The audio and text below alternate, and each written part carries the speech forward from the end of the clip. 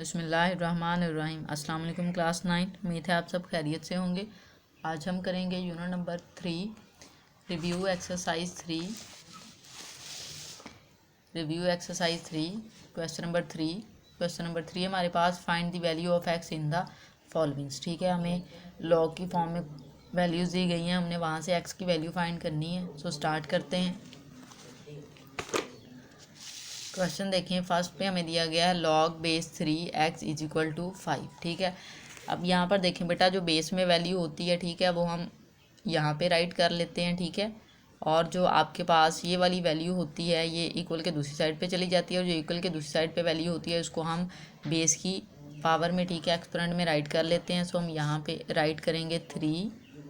ठीक है, बेस वाली वैल्यू यहाँ पे, इक्वल के दूसरी वाली वैल्यू बेस की पावर में आ जाती है, और ये वाली वैल्यू जो है वो इक्वल के दूसरी साइड पे चली जाती है। ठीक है, हमने एक्स की वैल्यू फाइंड करनी है। यहाँ पर हमें 3 की पावर 5 दिया गया है। इट्स मीन यहाँ पे 3 को 5 टाइम हम मल्टीप्लाई करेंगे, इस तरह से 5 टाइम राइट करेंगे, देन हम उसको मल्टीप्लाई करेंगे। ठीक है, इस तरह से।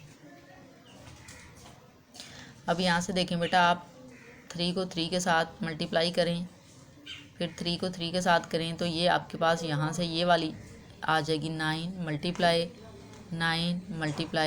3। ठीक है, सो 9 को 9 से मल्टीप्लाई किया तो आ जाएगा 81 को आप 3 के साथ मल्टीप्लाई करके देखें तो आपके पास आ जाता है 243। हम यहाँ पे कर भी लेते हैं।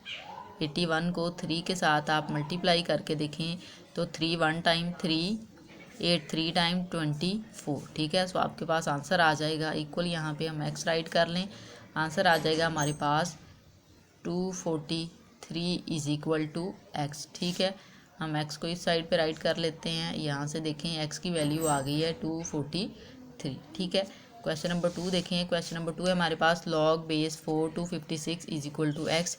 इसमें भी हमने बेटा फर्स्ट क्वेश्चन की तरह बेस को यहाँ पे राइट करना है। इक्वल के दूसरी साइड पे जो वैल्यू है वो बेस की एक्सपोनेंट में आ जाती है। ठीक है, और जो यहाँ पे वैल्यू होती है वो इक्वल के दूसरी साइड पे मूव हो जाती है। ठीक है, अब यहाँ से देखें बेटा 256 है और यहाँ पे 4 है। इट्स मीन एक्स जो है वो एक्सपोनेंट में है, हमें बेस को सेम करेंगे देन हम एक्सपोनेंट को इक्वल रख सकते हैं। ठीक है, बेस को सेम करने के लिए हमें 4 चाहिए ना बेस में। ठीक है, सो हम यहाँ पे 256 को अब 2 पे कर सकते हैं, लेकिन हम 4 पे करेंगे क्योंकि हमें बेस में 4 चाहिए।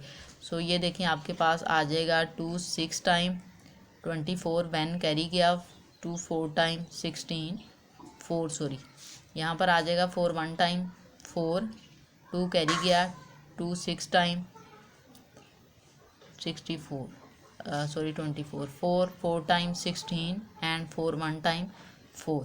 यहाँ पर देखें बेटा, आप 256 की प्लेस पे हम जो वैल्यू राइट कर सकते हैं, 4 हमारे पास 4 टाइम है, सो हम इसको 4 की पावर 4 राइट कर सकते हैं। बेस सबकी सेम है, पावर्स ऐड हो जाएंगी, पावर 1 1 है, सो वो 4 टाइम राइट करेंगे तो ये वैल्यू आ जाएगी। यहाँ पे हम राइट करेंगे 4 की power x is equal to, ये वाली वैल्यू हम यहाँ पे राइट कर दें, या आप इसको एक बार ऐसे भी राइट कर सकते हैं। ठीक है, मल्टीप्लाई की फॉर्म में इस तरह से। अब यहाँ से देखें, इसको हम 4 की पावर 4 में राइट करेंगे, ये है 4 की पावर x। ठीक है, अब यहाँ से देखें बेटा, बेस सेम है, हम एक्सपोनेंट को एक दूसरे के इक्वल रख सकते हैं, सो हम x को इक्वल रखेंगे। यहाँ पे एक्सपोनेंट की वैल्यू है 4 उसके इक्वल। ठीक है, सो ये हमारे पास इस क्वेश्चन का आंसर है x is equal to 4। Question number 3 की जानिब चलते हैं। क्वेश्चन नंबर 3 है हमारे पास log base 625 5 is equal to 1/4x। इसमें भी हमने बेटा बेस को यहाँ पे राइट करना है। ठीक है, और इक्वल के दूसरी साइड पे जो वैल्यू है वो बेस की एक्सपोनेंट में आ जाएगी। ठीक है, हम इसको x/4 राइट कर लेंगे, को x 1 से मल्टीप्लाई करें तो x आ जाएगा, और ये वाली वैल्यू जो है हम इक्वल के दूसरी साइड पे ले जाएंगे। ठीक है, अब यहाँ से देखें बेटा, x जो है वो एक्सपोनेंट में है, जो ये वाली वैल्यू है, ठीक है, उसकी हम फैक्टराइजेशन करेंगे, प्राइम फैक्टराइजेशन, और हम बेस सेम करने की कोशिश करेंगे। जो इक्वल के दूसरी साइड पे 5 है, हम यहाँ पर भी 5 लाएंगे, इसलिए हम इसको 5 पे करते हैं। 5 पे आप इसकी फैक्टराइजेशन करें तो ये आ जाएगा 5 1 टाइम 5 1 कैरी किया 12 हो जाएगा। 5 2 टाइम 10 2 कैरी किया तो 5 5 टाइम 25। यहाँ से देखें 5 2 टाइम 10 2 कैरी किया 25 हो जाएगा। 5 5 टाइम 25, यहाँ से 5 5 टाइम 25 एंड 5 1 टाइम 5। ठीक है, अब बेटा यहाँ पर देखें आपके पास जो वैल्यू आई है उसको हम राइट कर लेते हैं। यहाँ पे 5 राइट करें, ये वैल्यू हमारे पास आई है 5 मल्टीप्लाई बाई 5 मल्टीप्लाई 5 मल्टीप्लाई 5 और इसकी एक्सपोनेंट में वैल्यू है हमारे पास x/4। इसको बेटा आप 5 की पावर 4 की फॉर्म में राइट कर सकते हैं, क्योंकि सबकी पावर 1 है, बेस सेम है, हम उनको ऐड कर लेंगे और यहाँ पे x/4 आ जाएगा इज इक्वल टू 5 इस वे में। ठीक है, अब यहाँ से देखें बेटा ये एक्सपोनेंट इस एक्सपोनेंट के साथ मल्टीप्लाई हो रहा है, हम यहाँ पे राइट करेंगे 5 एक्सपोनेंट में 4 multiply x/4 is equal to 5। ठीक है, अब ये जो 4 है ये इस 4 के साथ कैंसिल आउट हो जाएगा, सो रिमेनिंग वैल्यू हम राइट कर लेंगे वो है 5 की power x is equal to 5।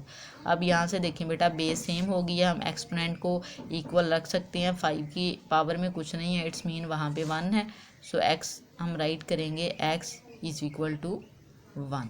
ठीक है, ये आपके पास इस क्वेश्चन का आंसर है। इस क्वेश्चन को एक बार रिव्यू कर लेते हैं। यहाँ पे बेटा बेस में 625 दिया गया था और बेस में जब लॉग हो, लॉग को रिमूव करते हैं, बेस यहाँ पे आ जाती है, इक्वल के दूसरी साइड पे जो वैल्यू है वो बेस की एक्सपोनेंट में राइट कर देते हैं, जो लॉग के सामने वाली वैल्यू होती है वो इक्वल के दूसरी साइड पर मूव कर जाती है। ठीक है, यहाँ से हमारे पास 625 था और हमने x की वैल्यू फाइंड करनी है, वो हमारे पास एक्सपोनेंट में था, सो हमने 625 की प्राइम फैक्टराइजेशन की। ठीक है, हमारे पास इस तरह से वैल्यूज़ आई, यहाँ से हमने 4 के साथ कटिंग कर दी तो रिमेनिंग वैल्यू 5 की power x is equal to 5 की पावर 1 आ गई थी। ठीक है, सो हमने बेस सेम इसलिए करनी है ताकि हमारे पास जो एक्सपोनेंट में वैल्यू है हम उसको एक दूसरे के इक्वल रख सकें, फिर ही हम उसको कंपेयर कर सकते हैं। हमने बेस को कंपेयर किया, x इज इक्वल टू 1 आ गया। ठीक है, क्वेश्चन नंबर 4 देखें, लास्ट पार्ट है इस क्वेश्चन का। log 64 बेस में x इज इक्वल टू -2/3। इस क्वेश्चन में बेटा हम यहाँ पे 64 राइट करेंगे जो बेस वाली वैल्यू है, इक्वल के दूसरी साइड वाली जो वैल्यू है वो हम इसके एक्सपोनेंट में राइट करेंगे यहाँ पे इस तरह से, और जो log के सामने वैल्यू होती है वो इक्वल के दूसरी साइड पे चली जाती है, यहाँ पर x आ जाएगा। ठीक है, अब देखें बेटा यहाँ पर x है, हम इस x को इसी वैल्यू को एक बार रखेंगे तो हमारे पास x का आंसर आएगा, लेकिन यहाँ पर हम इसकी फैक्टराइजेशन कर लेते हैं ताकि सिंगल वैल्यू में हमारे पास आंसर आ जाए। 64 है, 64 को अब आप इसकी फैक्टराइजेशन करते हैं तो ठीक है 2 पे भी हो सकती है, लेकिन हम 4 पे करेंगे क्योंकि हमने ये कट भी करना है, सो 4 पे करके देखते हैं। 4 1 टाइम 4 2 1 कैरी चला गया आपके पास, 2 सॉरी कैरी गया, 24 हो जाएगा। 4 6 टाइम 24, 4 4 टाइम 16, 4 1 टाइम 4। अब यहाँ पर देखें आपके पास जो 4 की वैल्यू आई है, मतलब 64 की फैक्टराइजेशन की, वो इस तरह से आई है और यहाँ पे एक्सपोनेंट में है 2/3 इज इक्वल टू x।